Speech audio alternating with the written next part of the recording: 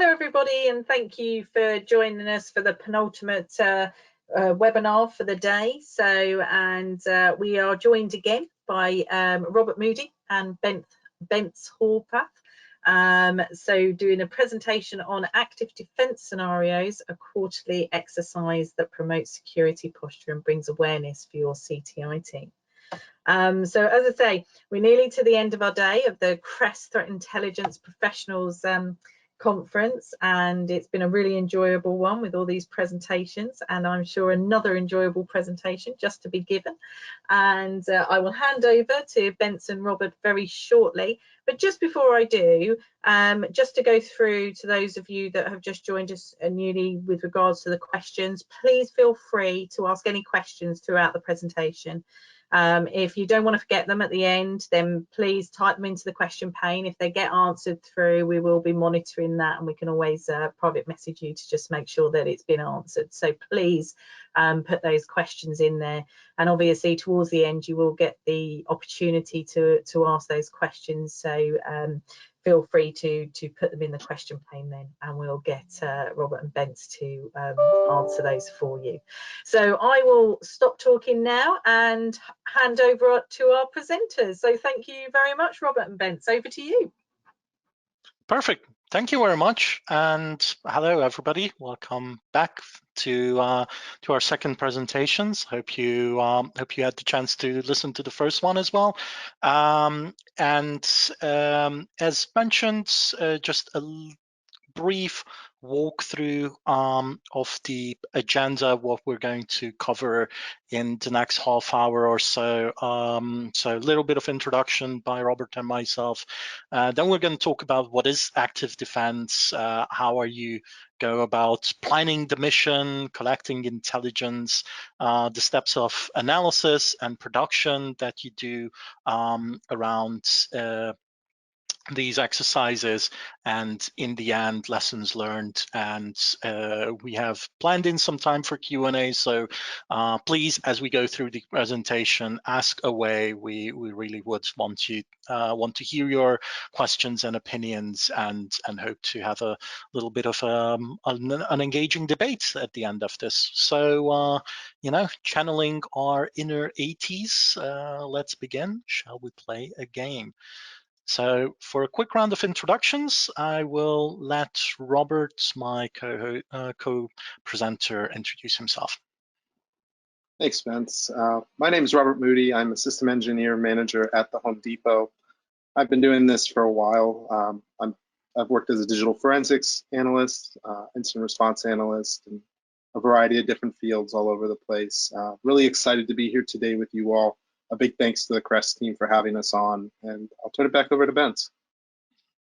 Thanks a lot. My name is Bence Horvath. I work for EY. I'm one of the directors here in our cybersecurity team in the UK, looking after next-gen security operations, response, and advanced security testing.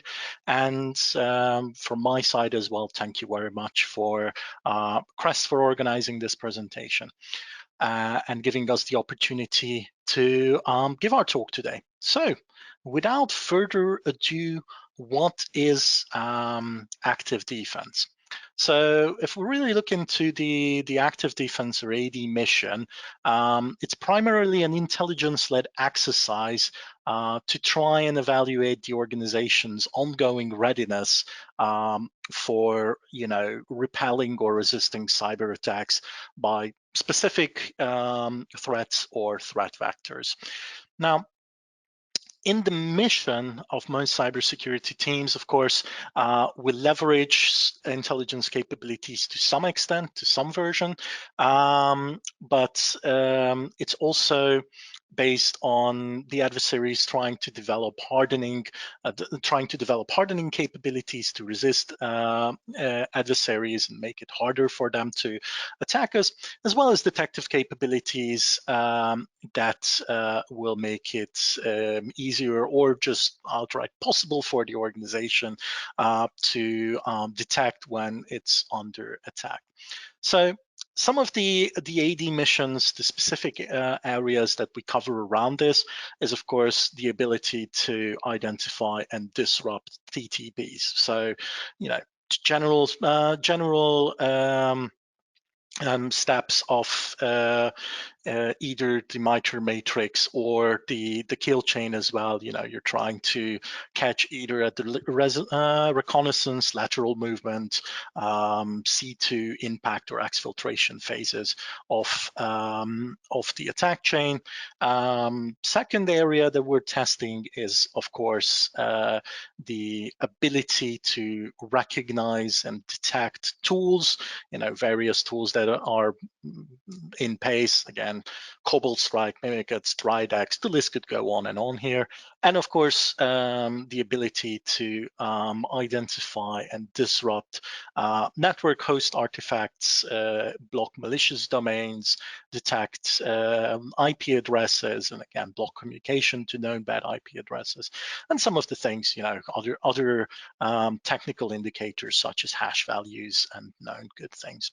Now, of course, from a difficulty perspective, one of the well-used frameworks to know which one is the easiest and the hardest is the pyramid of pain. Of course, looking after hash values requires a lot of organizational effort to make sure that that you know you are recognizing them, IP addresses. Again, a ton of them out there, pretty easy to automate, defending against known bad IP addresses, known domain names. But it gets a little bit harder when you're trying to detect some of those tools, which are more sophisticated. And again, it's not like only known adversaries use those tools as well. A red team can also be leveraging capabilities of Cobalt Strike, for example. So you need to understand whether the attack happening is actually a real one or it's just part of, for example, a pen test. And of course, if we're looking quite generally, TTPs are quite on the top of the pyramid, requiring a lot of attention and effort to be able to holistically be recognized. So this is kind of the, just to establish ourselves in the topic and define what is active defense. And I will hand it over to Robert to talk about planning out the mission. Thank you, Bence.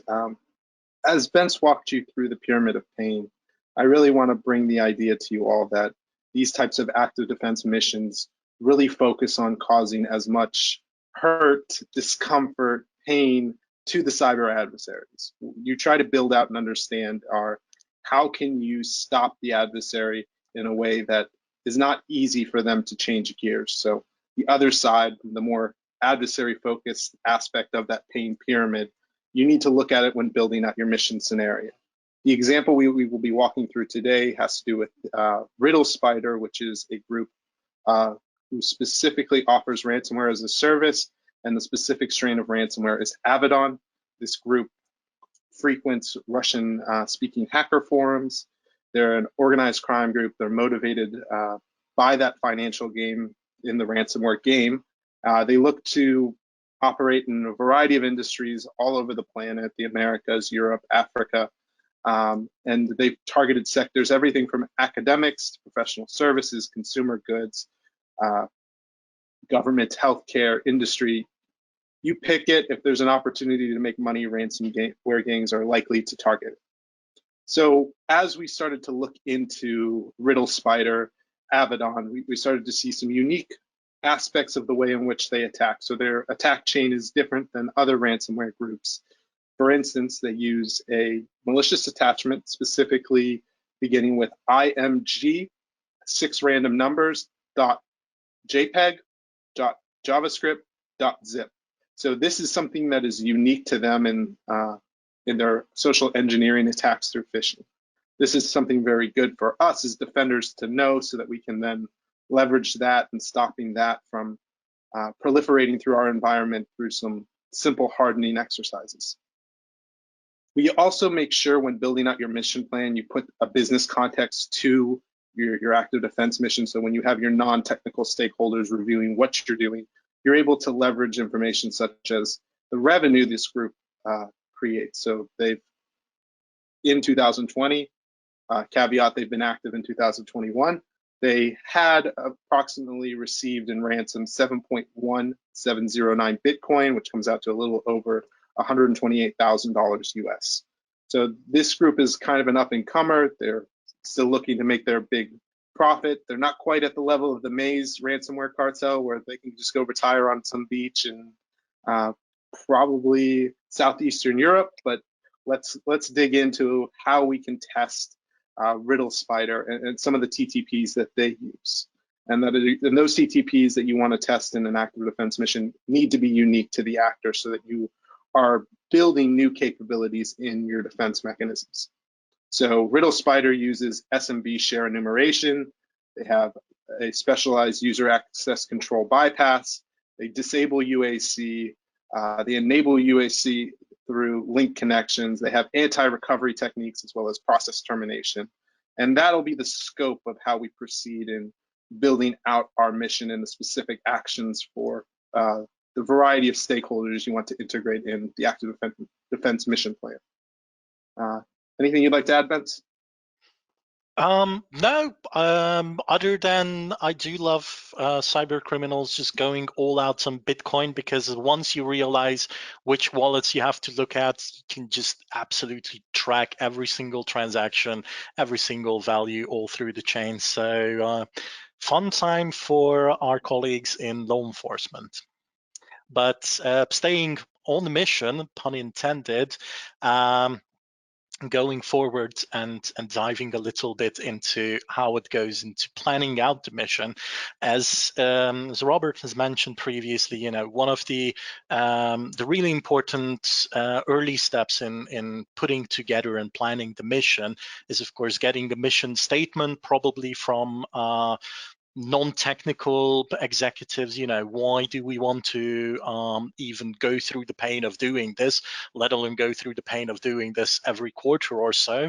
But there are, of course, benefits, but these need to be matched up to the institution's benefits. So there is some sort of mission statement in a very high strategic level that should come from a board or an executive management. And again, Riddle Spider is good in here because they are an equal opportunity group.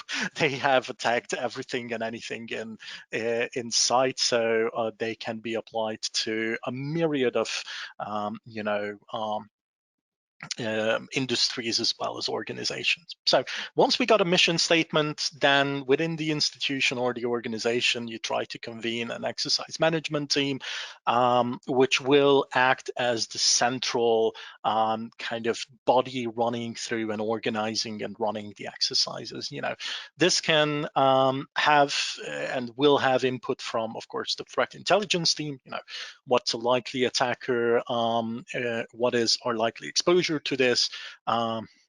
What are the actual kind of specifics that Robert mentioned before in terms of the technical and the TTP angles that we want to bring into our exercise? And then you will have, of course, interactions with a number of internal teams, from blue team, endpoint, network security, firewall, maybe cloud, maybe vulnerability management, but also sometimes, of course, third parties as well. So you might have somebody in there providing an SMR support to the exercise management team, kind of trying to poke and prod the exercise from either from a people, process, or technology perspective, making sure that the scenario is realistic and the answers and the reactions of the organization are evaluated. Or it's very classical. You might have a red team that is located either within the organization or outside the organization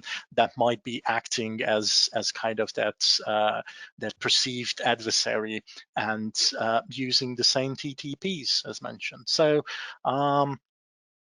again, as part of the planning mission, as part of the planning phase of the mission, to be perfectly more precise, this is the organizational picture that you're trying to achieve, that you have all the team together.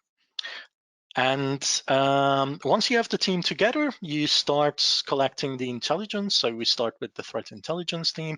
And for that, I hand back to Robert. Thank you, Bence. So like Bence was mentioning, once you have your stakeholders set, you can know who's going to participate in your mission, and you can understand which threats are within scope. So that specifically references which teams you want to engage in this mission. So blocking ransomware emails with file extensions, the one we read earlier, you can engage your endpoint security team or your email hygiene team. Again, every organization is different, but the team that operates in the space dealing with your corporate emails, you can engage them to stop this phishing attachment. MITRE ATT&CK framework is personally one of my favorite ways to convey this information when it comes to threat actor TTPs. So when mapping this out and understanding and building out your picture of how you're going to collect your intelligence to begin your hardening and detective efforts, try to relate that back to the MITRE ATT&CK framework, and specifically the techniques and sub-techniques associated. So for Avedon, going back to our example, we would engage an email hygiene team to help us block files with that attachment naming convention. We would also look to work with some of the network teams to stop the enumeration and encryption of your SMBs. That ties back to technique T1135 from the MITRE ATT&CK framework. There's some techniques Avedon uses from a UAC bypass. You would look at that, try to build an understanding there. You could go out and collect intelligence such as PCAP files. You can grab samples that were deposited in like VirusTotal and some other antivirus repositories. And you can start building out and collecting your intelligence and your artifacts for your different teams based off of the threats that are in scope, specifically tied back to the MITRE ATT&CK framework, so that at the end of the exercise, you're able to convey this in a way that's usable for the future, that you can help build logging and detective measures. You can use it from a risk standpoint. There's a lot you can do with this. But continuing on, you start to look at things like the Windows command line anti-recovery techniques Avedon uses. You take a look at their specifically interaction with shadow copies, deleting system state backups. You start getting into the nitty-gritty of the technical details of these actors so that you can build out sufficient technical controls associated to this mapped out exercise. Is there anything you'd like to add, Bence? No, I think that's a really good summary of Avedon and the attack vector. So let's go onward to the analysis. And so just a recap of some of the objectives Robert has already mentioned.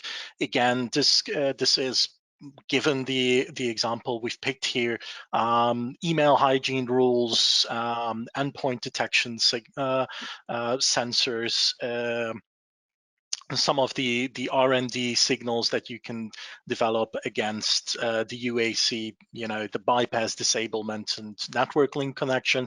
These are very specific things, but if you're thinking around, the active defense scenario and what is the outcome of all of this, there's of course very tangible results. So this isn't just necessarily the very high level, tabletop wargaming exercise that you try to do here. You are trying to go and still drill deeper into this on a very operational level as well.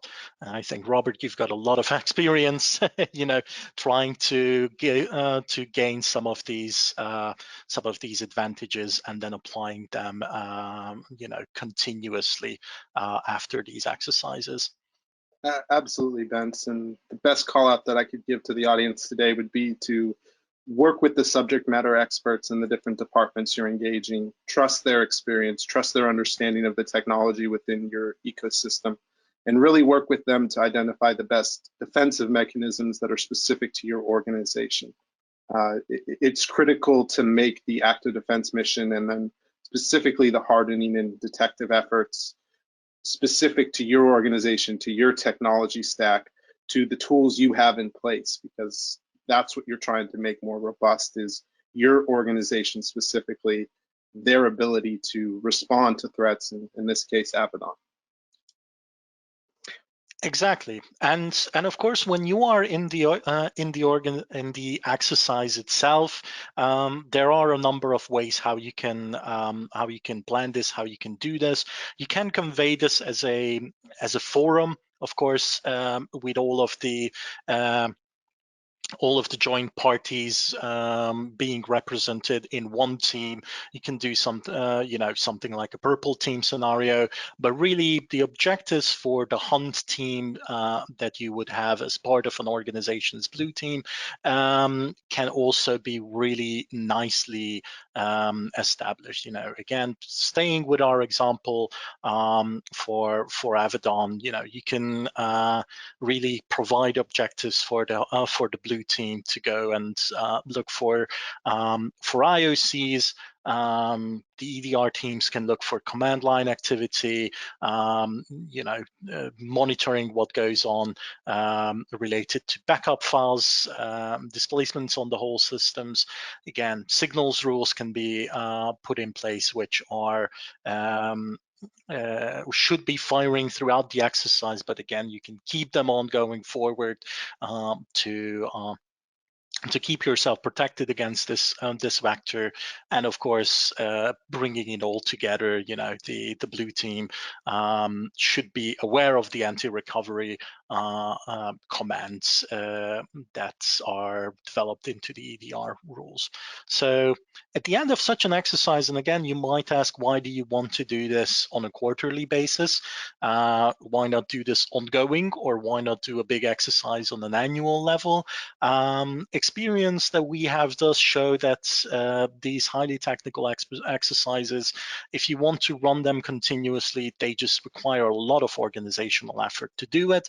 But if you don't run them often, you're also running into the error of limiting yourself to very either outdated information and intelligence, or just not picking up the changes in the threat landscape that you would have to be dealing with. So just keeping in check with our time, let's move on to the next section of production. And as you might have gathered by now, Robert and I are an absolute MITRE ATT&CK framework fans. So I'll hand it back to him for the production of the framework. Sure. Thank you, Bence. This is the MITRE ATT&CK matrix we built out for Riddle Spider, and specifically the use of the Abaddon malware. We went through the different techniques that we will be using to hunt and detect, and this is what it comes out in a visual display, what you're testing. So the attack chain that Abaddon has been observed using goes from a spear phishing attachment to then your data impact, which would be the encryption of the files, and then eventual ransomware. There's obviously the business impact that's associated with this, but the real value you get is that you understand your organization's defense capabilities against these MITRE ATT&CK techniques. Is there anything you'd like to add, Bence? No, I think we've already touched upon this a number of times, that producing a matrix like this is really key for all participants of the exercise to be able to speak the same language and look at it from different angles. Of course, CTI will produce the matrix, but again, the various technical teams, blue teams, cyber defense teams, or maybe even because we are talking about backups here and endpoint management, disk wipes, and so on and so forth. There is a lot that also traditional IT operations, system operations teams will need to understand here, as well as comms teams on the email front as well. So this is really good to just keep everybody in the same mission, the same understanding. And if somebody would be new to this kind of framework and understanding, they can always go on to MITRE and they can always read a little bit more upon it to catch up and really understand what that particular technique is about. So with that all being put together, for the end of the presentation, I would just go into a little bit of the lessons learned. One of at least my favorite quotes from the first Duke of Wellington tends to be or talks about the history of a battle. And, you know, an active defense scenario is in a lot of ways very applicable and very similar to that as well. We have a lot of participants in these quarterly plays in the room. There are a lot of them who look at it from several different angles. Again, we might have some individuals that may recollect all of the little events. There might be some who just recollect and remember the big and important decisions that were made during the exercise. And that's why it's always also recommended to have somebody take an action log or a record log throughout the entire exercise to make sure that you do have the points which made real difference in kind of either the attacker or the defender side, and recognize that value of importance. So really, if we break it down to a more traditional organizational view, of course, you have 4 quadrants that you could talk to or align all the points in your notes to, which can be represented by the 4 questions. You know, what actually happened during the exercise, what should have happened or what was supposed to happen. If there are differences, then of course, what were the reasons? Why did we have a difference between what happened and what was supposed to happen? And of course, lessons learned, what can we learn about those? And from a recognition and playback and after action report perspective, of course, the first 2 questions need to be very much factual recorded evidences. You know, this is something where you could have a participant in the exercise take notes, take an action log. But as with all, you know, AD or purple team exercises, the later 2 questions are shared opinions and perceptions. We are all, you know, humans operating in this space. We are all teams that are operating in this space. So it is always recommended to, you know, voice your opinions, put them out to the table. Don't hold it to yourself, or, you know, if you're working with teams or with stakeholders who are a bit more difficult to give their opinions, do make them feel that it's a safe space to voice their perceptions of the exercise, because at the end of the day, the value of the exercise comes from the common understanding and playthrough for this. Anything you want to add here, Robert? No, sir.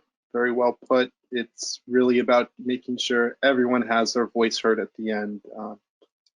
It's that organization of thoughts that's important. But let's, in an abundance of caution with the time that we have left, let's move over to the Q&A. Are there any questions for us?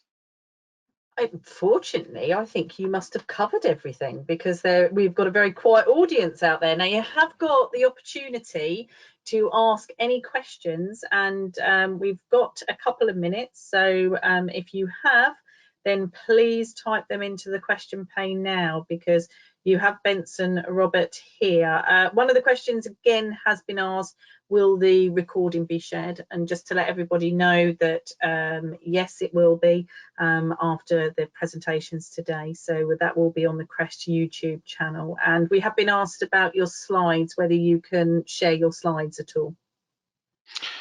So they will be up on the YouTube channel, so you can look back at those.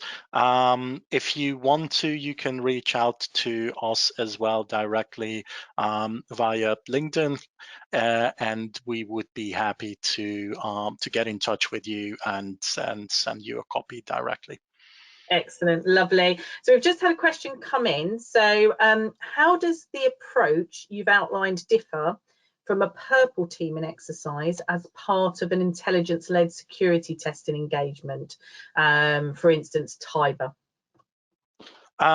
So Tiber is a bit more complex. It does try to cover a very broad and detailed attack against an organization. So I would hazard to try and do a Tiber exercise, to be perfectly honest with you, or a CBEST exercise for that matter, within the time frame of a quarter, as well as repeating it on a quarterly basis. So that's why we do believe that AD is a simplified version, if you want to call it that way, of Tiber. It's just focusing on one particular or very few particular attacks if you really want to be successful, and don't take that entire big holistical organizational scope. Now, caveated, I do work for EY. We have seen organizations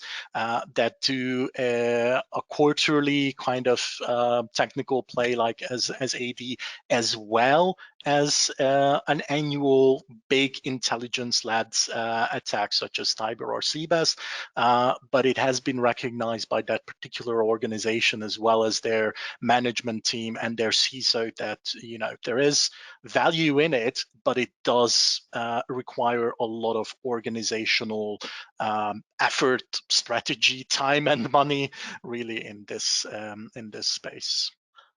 Robert, anything you want to add into this, maybe? Sure, and I think the call out that I would have on this is really about the structure that Bence just went through. There's much more of an importance on a Tiber exercise to the different components and each step feeding the next, whereas with an active defense exercise and the experience that I've had working in active defense missions, you really start to see the results and you do the remediations not after, let's say, a red team or a intel report comes out. You're working hands-on with the technical teams throughout the exercise to build defenses at each step, and you're getting the return on value as the exercise develops in that quarterly time frame. And like Ben said, performing a Tiber or CBEST exercise takes much longer. The recommended time frame is in the time frame of months, not a couple weeks for each aspect of the mission. Also, you're testing a lot more scenarios with a Tiber than you would be doing for a singular active defense. That's great, thank you very much. And that's just taken us up to the time for the end of the presentation. So thank you very much to Robert and Bence today for their second presentation of the day. Again, another incredibly interesting presentation. So these will be available after the event on the CREST YouTube channel, so please access them there. We still have one more presentation to come for the rest of the day. I will just hand over to Bence and Robert just to say a last couple of words to you all. Well, just from my side, thank you very much for your attention throughout the presentation. Thank you for the questions, as well as thank you for CREST for organizing this, and hope you're going to enjoy the last presentation. And again, have a great day. Same for me. Thank you all very much for attending our talk, and a big thanks to CREST. Hope you all have a great rest of your day. Thank you very much to you both, and thank you to everybody that's attended, and we look forward to seeing you on the next presentation. Take care. Thanks. Bye.